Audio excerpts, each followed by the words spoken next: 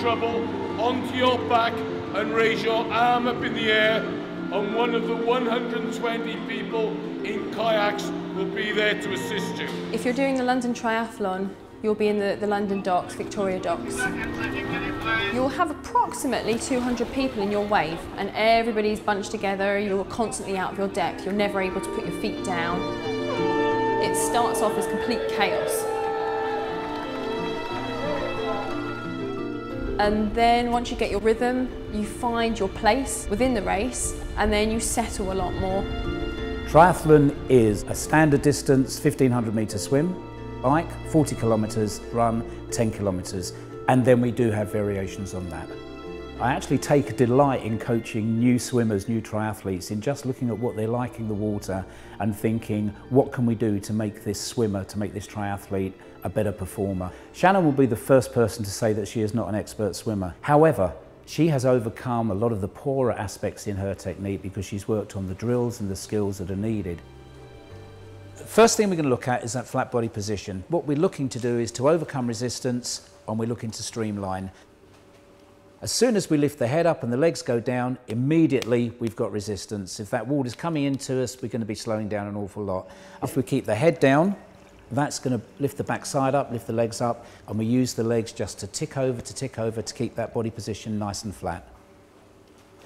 Rotation is important because it makes the length of stroke better and more efficient. We move the shoulders into the head rather than the other way around. If we moved the chin, then immediately we take that good body position away. So the head stays pretty much perfect. If we didn't have to breathe, it'd be so much easier. The hand goes in, that comes underneath, so we're going to get a good rotation.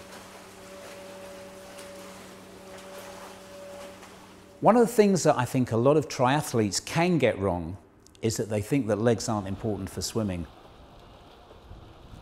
Now, maybe they're not important for power and for absolute speed, but what they are important for is for balance. And what we need to do is make sure that the kick starts from the backside. So the glutes are essential. That's where we start the kick. The depth of the kick, the big toes just touching, maybe 4-5 inches. If the depth of the kick is too much, then we're going to take it right out of line, more resistance, and we'll be zigzagging down the pool.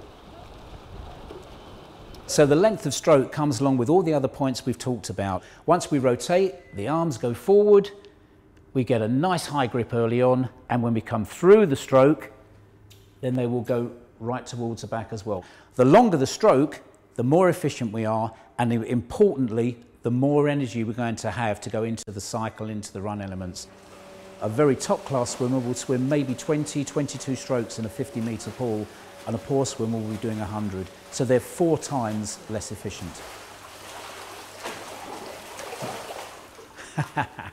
So we move on to the last point, hopefully fitting them all together, and that's to get a good, strong catch. Now, to get a good catch, we say an early catch, get hold of the water early. It's essential that we have the elbows wide and high.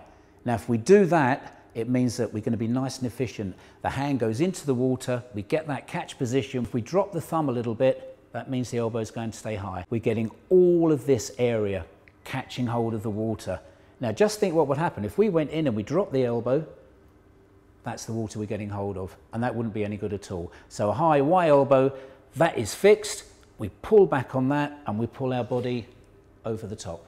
And the element of the drill is the elbow staying high. They don't even move, and we just catch back, just catch back. Don't even need to go very far, just from in front of us, just to underneath the elbow. And that will really give you an impression of how important the catch is, and you'll feel the acceleration if you're catching well.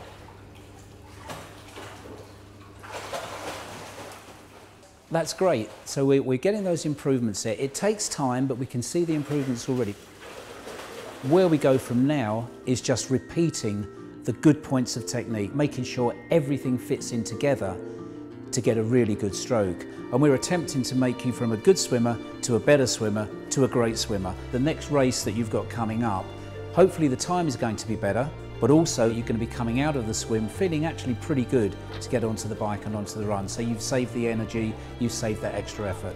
In terms of my triathlon experience and where I am currently, I think I'm doing okay. Ideally though, I'd like to be able to push myself a little bit further, and hopefully next year to maybe have a go at doing half Ironman distance as well. So looking at more endurance-based triathlon and working from there.